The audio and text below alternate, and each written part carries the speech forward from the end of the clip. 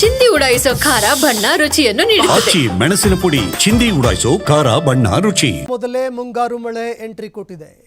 ಕೇರಳದಲ್ಲಿ ಭಾರೀ ಮಳೆಯಾಗ್ತಾ ಇದ್ರೆ ಪ್ರವಾಹದ ಪರಿಸ್ಥಿತಿ ನಿರ್ಮಾಣ ಆಗಿದೆ.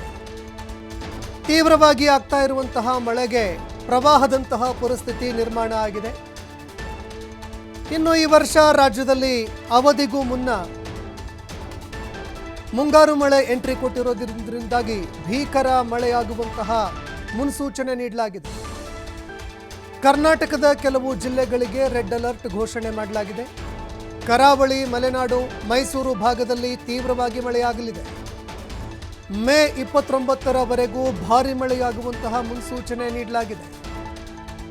ಇನ್ನು ಮುಂಗಾರು ಈ ವರ್ಷ ಅವಧಿಗೂ ಮುನ್ನ ಎಂಟ್ರಿ ಆಗಿರೋದ್ರಿಂದಾಗಿ ಕೆಲವು ಜಿಲ್ಲೆಗಳಿಗೆ ರೆಡ್ ಅಲರ್ಟ್ ಘೋಷಣೆ ಮಾಡಲಾಗಿದೆ. ಇದೇ ತಿಂಗಳ 29ರವರೆಗೆ ಭಾರೀ ಪ್ರಮಾಣದಲ್ಲಿ ಮಳೆಯಾಗುವಂತಹ ಮುನ್ಸೂಚನೆ ಹವಾಮಾನ ಇಲಾಖೆ ಕೊಟ್ಟಿದೆ.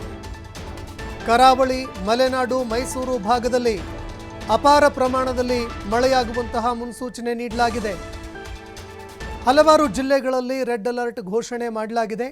ಈಗಾಗಲೇ ಅವಧಿಗೂ ಮೊದಲೇ ಮುಂಗಾರು ಮಳೆ ಎಂಟ್ರಿ ಕೊಟ್ಟಿರೋದ್ರಿಂದಾಗಿ ಕೇರಳದಲ್ಲಿ ಅಪಾರ ಪ್ರಮಾಣದಲ್ಲಿ ಮಳೆಯಾಗ್ತಾ ಇದೆ. ಹೀಗಾಗಿ ಪ್ರವಾಹದಂತಹ ಒಂದು ಪರಿಸ್ಥಿತಿ ನಿರ್ಮಾಣ ಆಗಿದೆ. ಹಲವಾರು ಜಿಲ್ಲೆಗಳಲ್ಲಿ ಅಪಾರ ಪ್ರಮಾಣದ ಮಳೆಯಿಂದಾಗಿ ಅನೇಕ ಅವಾಂತರಗಳು ಸೃಷ್ಟಿಯಾಗಿದ್ದಾವೆ. ಅನೇಕ ಜೀವಗಳು ಕೂಡ ಬಲಿಯಾಗಿದೆ. ಮಳೆ ಈ ಬಾರಿ ಅನೇಕ ಜೀವಗಳನ್ನು ಕೂಡ ಬಲಿ ಪಡೆದುಕೊಂಡಿದೆ.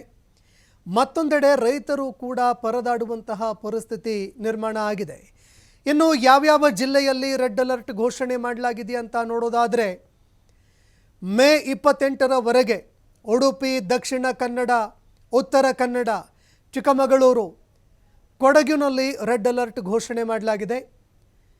ಚಾಮರಾಜನಗರ, ಮೈಸೂರು, ಮಂಡ್ಯ, ಹಾಸನ, ಬೆಳಗಾವಿ, ಧಾರವಾಡದಲ್ಲಿ ಯೆಲ್ಲೋ ಅಲರ್ಟ್ ಘೋಷಣೆ ಮಾಡಲಾಗಿದೆ.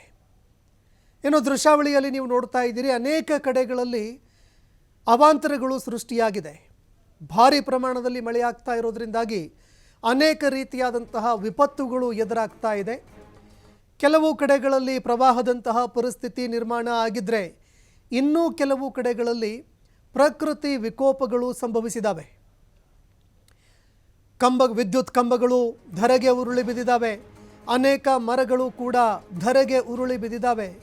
ಹೀಗಾಗಿ ಕೆಲವು ಕಡೆಗಳಲ್ಲಿ ಸಾವು ನೋವುಗಳು ಕೂಡ ಸಂಭವಿಸಿದೆ. ಇನ್ನೂ ಕೆಲವು ಕಡೆಗಳಲ್ಲಿ ಅಪಾರ ಪ್ರಮಾಣದಲ್ಲಿ ಮಳೆಯಾಗ್ತಾ ಇರೋದ್ರಿಂದಾಗಿ ಪ್ರವಾಹದಂತಹ ಒಂದು ಪರಿಸ್ಥಿತಿ ನಿರ್ಮಾಣ ಆಗ್ತಾ ಇದೆ. ಹೀಗಾಗಿ ಸ್ಥಳೀಯ ಆಡಳಿತ ಮಂಡಳಿಗಳು, ಅದೇ ರೀತಿಯಾಗಿ NDRF, SDRF ತಂಡಗಳು ಎಂತಹದ್ದೇ ಪರಿಸ್ಥಿತಿ ನಿರ್ಮಾಣ ಆದರೂ ಕೂಡ ಅದನ್ನು ಎದುರಿಸೋದಕ್ಕೆ ಅಂತ ತಯಾರಿಯಲ್ಲಿ ಇರುವಂತೆ ಕೂಡ ಸೂಚನೆ ನೀಡಲಾಗಿದೆ.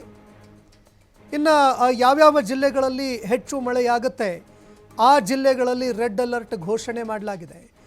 ಯಾವ್ಯಾವ ಜಿಲ್ಲೆಗಳಲ್ಲಿ ರೆಡ್ ಅಲರ್ಟ್ ಘೋಷಣೆ ಮಾಡಲಾಗಿದೆ ಅಂತ ನೋಡೋದಾದರೆ, ಉಡುಪಿ, ದಕ್ಷಿಣ ಕನ್ನಡ, ಉತ್ತರ ಕನ್ನಡ, ಚಿಕ್ಕಮಗಳೂರು, ಕೊಡಗುನಲ್ಲಿ ರೆಡ್ ಅಲರ್ಟ್ ಘೋಷಣೆ ಮಾಡಲಾಗಿದೆ.